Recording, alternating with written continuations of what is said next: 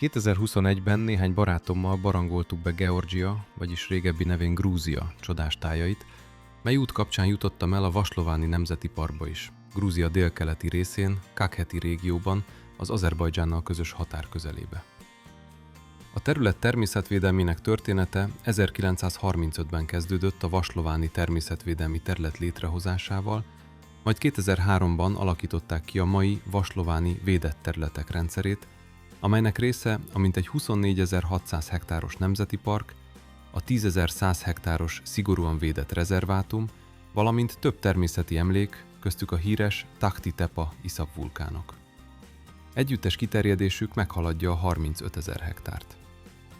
Azt hiszem, Vaslováni Grúzia egyik legkülönlegesebb tája.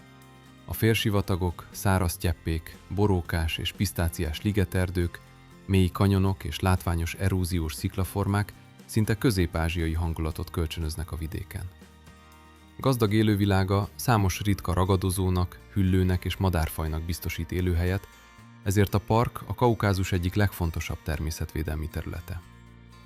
2015 óta a vaslováni védett területek az Európa Tanács európai diploma a védett területekért elismerésében is részesülnek.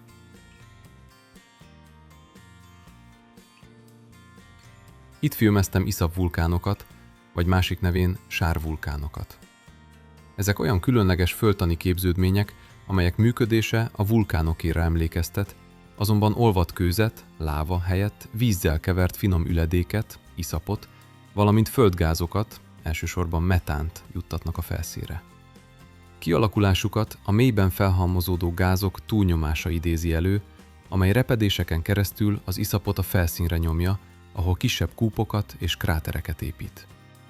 Bár nevükben szerepel a vulkán szó, működésük nem kapcsolódik közvetlenül a magmavulkánossághoz, hanem az üledékes medencék mélyében zajló földtani folyamatokhoz.